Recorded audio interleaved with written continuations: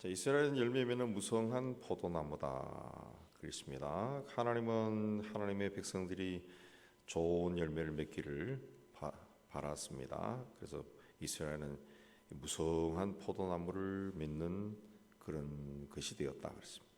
근데 그 열매가 많을수록 제단을 많게 하며 땅이 번영할수록 주상을 아름답게 하도다 그랬습니다. 하나님께서 하나님의 백성들에게 복을 주셔서 무성한 포도나무, 열매를 많이 맺는 그런 나무가 되게 해줬는데, 열매가 많고 땅이 번영할수록 제단을 많이 세웠다. 제단을 세웠다. 자기들을 위해서 자기들에게 복을 주는 우상을 섬기는 제단을 많이 세우고 우상들을 세웠다는 겁니다. 어떤 돌덩어리들을 세우고 그걸 그러니까 풍요로워질 수 있도록 풍요로워짐을 맛보면 맛볼수록 자꾸 그런 것이 늘어났다는 거예요. 풍요로움에 젖어들어서 이 행복한 시절이 오래 갔으면 좋겠다, 더 풍요로워졌으면 좋겠다 해서 제단이 점점 많아지고 주상을 점점 아름답게 꾸몄다 그랬습니다. 하나님이 복을 줬는데 하나님을 잊어버리고 오히려 세상의 풍요로움에 마음을 빼앗겨 그렇게 살고 싶은 마음에 제단을 많이 만들고 자기들이 섬기는 우상을 아름답게 치장하기 시작했다. 그래서 2절에 그들이 두 마음을 품었다. 여기 두 마음이라고 하는 그 단어의 뜻은 갈라진 마음입니다. 갈라진 마음. 갈라졌기 때문에 두 마음이죠. 하나님만을 섬겨야 되는데 하나님을 섬기는 마음에서 갈라져서 다른 것도 섬겼다. 그래서 두 마음입니다. 그래서 벌을 받을 것이고 하나님이 제단을 쳐서 깨뜨리고 주상을 헐어버릴 것이다. 근데 3절에 그들이 뭐라 그랬습니까? 우리가 여호와를 두려워하지 아니하므로 우리에게 왕이 없거니와 왕이 우리를 위하여 무엇을 하리요? 이 말은 우리에게는 왕이 필요 없다는 거죠. 왕이 필요 없다. 왜? 우리는 하나님을 경외하지 않는다는 거죠. 우리는 하나님을 경외하지 않기 때문에 하나님이 세운 왕이 필요 없다. 만약 왕이 있다 할지라도 왕이 우리를 위해 뭘 할 수 있겠느냐? 우리는 우리 마음대로 살겠다. 그래서 왕이 필요 없다는 거죠. 하나님이 세운 왕 필요 없다는 거예요. 우리가 하나님을 믿지도 않는데 무슨 왕이 필요해? 우리 식대로 살겠다. 그렇게 말했습니다. 그래서 4절에 헛된 말을 내며 거짓 맹세로 언약을 세우니 재판이 바디랑에 돋는 독초 같을 것이다. 그렇습니다. 하나님 앞에 헛된 말, 진실하지 않은 신앙 고백을 한다는 거죠. 그리고 거짓말을 한다. 거짓말. 그래서 재판이 바디랑에 돋는 독초 같을 것이다. 독초 같을 것이다. 그래서 하나님 앞에 헛된 맹세를 하고 약속을 하고 또 그것조차도 깨뜨리니까 밭에 있는 독초와 같다. 밭에 있는 독초. 독초는 뽑혀가지고 불 속에 들어가 태워져야 되는데 바디랑에 계속 독초가 일어난다는 거죠. 뭔가 밭에서 원래 뿌린 씨에서 싹이 나서 그걸 수확을 해야 되는데 그 독초가 자꾸 생겨난다는 거죠. 독초가 원하지 않는 독초가 그렇게 해서 어떻게 잘 될 수 있겠느냐, 성공할 수 있겠느냐 그겁니다. 하나님은 우리에게 얼마나 수고를 하느냐 이거 보는 게 아니라 얼마나 하나님 앞에 성실하냐, 신실하냐 그걸 봅니다. 하나님은 우리에게서 뭔가를 수확을 많이 했느냐, 결과가 어떠하냐 이걸 보는 게 아니라 얼마나 신실하고 성실하게 하나님 앞에 섰느냐 그걸 본다는 거예요. 우리가 세상에서 인생이라는 걸 살아갈 때 하나님이 우리를 판단하는 기준이 네가 인생을 살 때 그 세상에서 얼마나 하나님의 뜻을 펼쳤느냐, 무슨 일을 했느냐, 무엇을 얻었느냐 이걸 보는 게 아니라 너의 삶의 자리에서 얼마나 신실하게 하나님과 동행했느냐, 하나님 앞에 얼마나 성실했느냐 그걸 보신다. 그래서 내 직업이 어떠하든지 그 직업이 아니라 거기에서 얼마나 정직하고 의롭게 성실하게 살았느냐 그걸 봅니다. 그렇지 않으면은 밭에 돋는 독초 같다. 밭에 돋는 독초라는 거죠. 그래서 사마리아 주민이 벳 아웬의 송아지로 말미암아 두려워할 것. 벳 아웬의 송아지는 사마리아 사람들은 북이스라엘 사람들은 사마리아에 자기들 나름대로의 신전을 세우고 그걸 섬겼어요. 그래서 그게 벳 아웬입니다. 자기들이 세운 하나님이라고 신이라고 만들어 놓은 게 벳 아웬의 송아지. 그걸 그로 말미암아 두려워할 것이다. 왜 두려워합니까? 심판이 임한다는 것. 심판이 임하기 때문에 자기들이 섬기던 그 신으로 인해서 두려워할 것이다.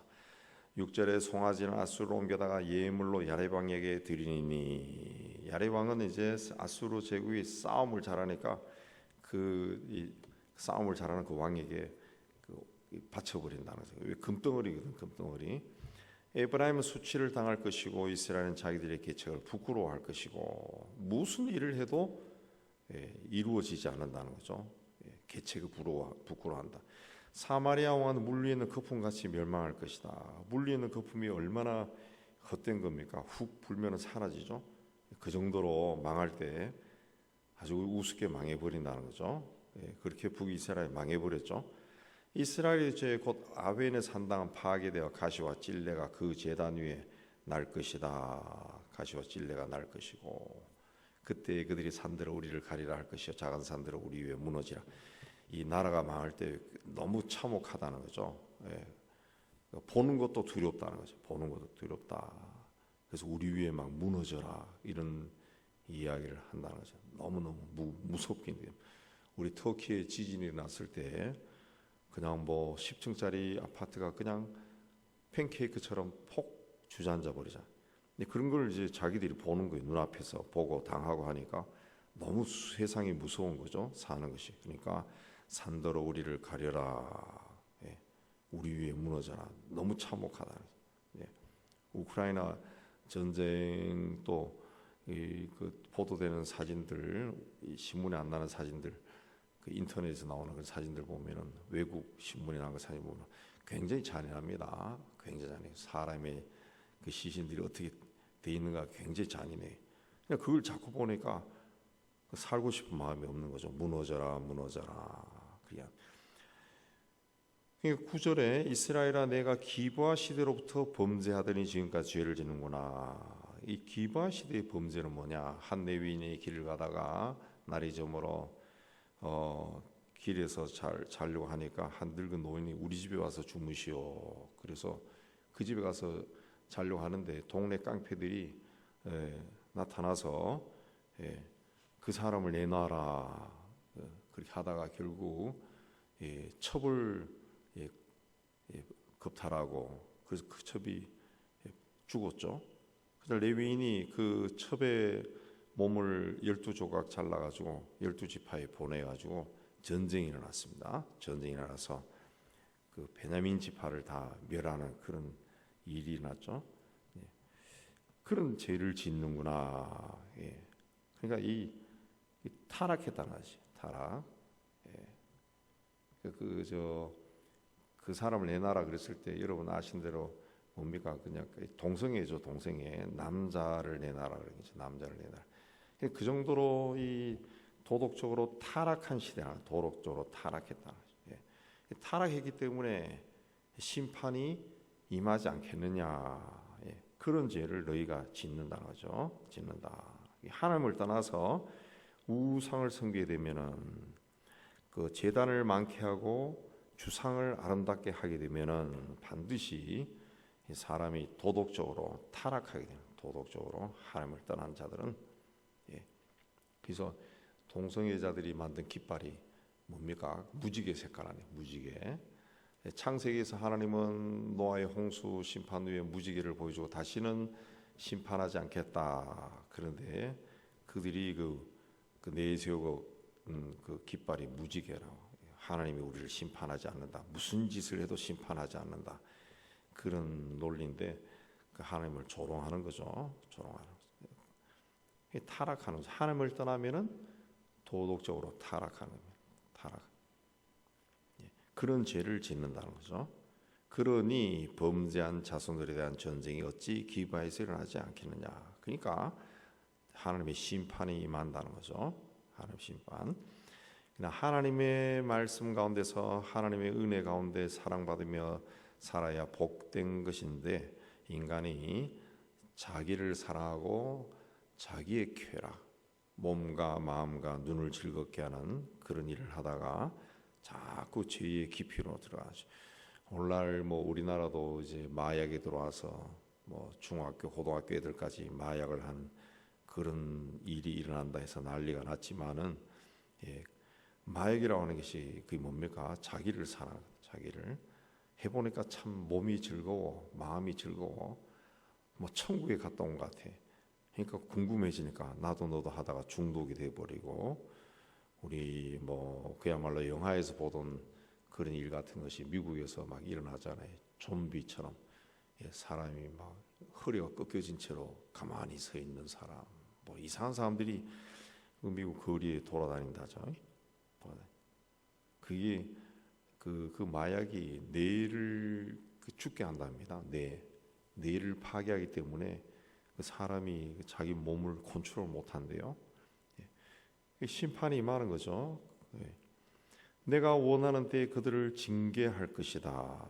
하나님이 심판하는 거죠. 하나님의 때에 그들이 두 가지 죄에 걸릴 때 만민이 모여서 그들을 치리라.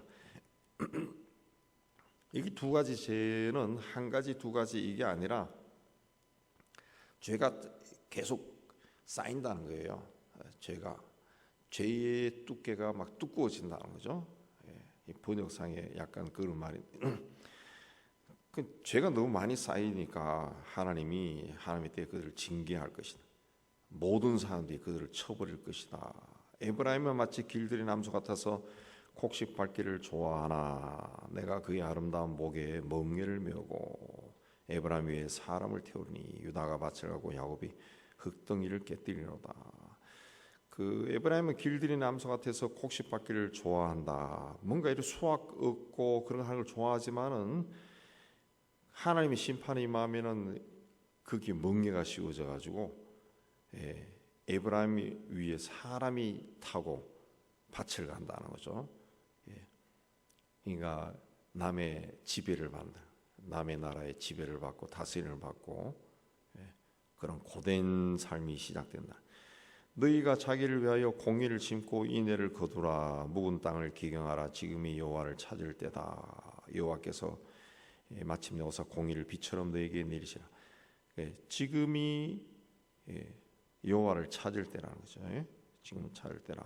여호와를 찾으라. 그러니까 묵은 땅을 기경하라. 하나님을 찾을 때 제일 먼저 해야 되는 것이 묵은 땅을 갈아엎는 겁니다. 잡초가 무성하고 가시와 엉겅퀴가 나 있는 땅을 갈아엎어버리는 거죠. 갈아엎어버려. 그래서 실제로 우리 시골에서 농사 지을 때 그 봄이 되어 가지고 씨를 뿌리기 전에 겨우내 얼었던 땅, 그 땅을 쟁기로 막 갈아엎으면은 거기 나 있던 풀, 엉겅퀴, 잡초, 이런 것들이 다 갈아엎어지면 뿌리째 막 뽑히죠. 그러면 걔들이 흙에서 썩어요. 썩으면 퇴비가 되고 거기에 씨를 뿌린다. 씨를 뿌리고 그렇게 해서 이제 새로워지는 거죠. 새 열매가 열리는 거죠. 열리는 겁니다. 그렇게 하라는 겁니다. 그렇게 우리의 오염되고 타락하고 냄새나는 것들을 다 갈아엎어라. 굽어진 마음, 가시처럼 변한 마음, 돌짝밭 같은 마음을 다 갈아엎어라. 그래야 거기서 새로운 싹이 올라오고 새로운 열매가 올라온다. 그랬습니다. 그렇게 하면은 묵은 땅을 기경하면 하나님께서 공의를 비처럼 너희에게 내리시리라. 그랬습니다. 너희는 악을 밭가라. 죄를 거두고 거짓 열매를 먹었다. 지금까지는 악을 밭가라다는 거죠. 밭에서 악을 막 갈아가지고 거기서 죄의 열매를 막 얻어 먹었다는 거죠. 이는 내가 네 길과 내 용사의 많음을 의뢰했다. 세상적인 수단을 의뢰했다는 겁니다. 자기가 가고 있는 것이 바르다. 자기의 힘이 있다. 이걸 의뢰했다는 거죠. 그래서 14절에 백성 중에 요란함이 일어나고 산성이 무너지고 전쟁이 일어났다는 거예요. 전쟁이 일어났다. 새벽에 망할 것이다. 그렇습니다. 사는 길이 뭐냐? 하나님의 심판이 왔을 때 사는 길은 도망가는 것이 아니라 산더러 우리를 가려라, 무너져라 그렇게 하면서 포기해버리는 그것이 아니라 묵은 땅을 가는 거예요. 묵은 땅. 회개하는 겁니다. 회개. 하나님의 심판이 임했을 때. 그래도 구원받을 수 있는 것은 아이고 이제는 죽었다 하고 구덩이에 숨고 산이여 나에게 떨어져서 빨리 죽자. 빨리 죽었으면 좋겠다. 이게 아니라 묵은 땅을 기경하는, 회개하는, 회개하면은 죽는 순간에도 하나님의 품에 안길 수 있지만은 그 회개하지 않으면은 그냥 끝난다는 거죠. 끝난다. 우리가 오늘도 이 말씀을 가지고 하나님 앞에서 내가 하나님이 나에게 이 무성한 포도를 줬는 포도 열매가 열리게 했는데 그 열매가 많아질수록 내 땅이 번영일수록 내 삶이 번영하고 내 삶의 열매가 많아졌는데 내가 그것으로 무엇을 했는가? 하나님을 더 열심히 섬겼는가? 아니면은 다른 것을 찾아다니까 두 마음을 품고 살지는 않았는가? 돌아오면서 하나님 앞에 묵은 땅을 기경하여 하나님의 은혜가 비처럼 내리는 축복을 받기를 주의 이름으로 축복합니다.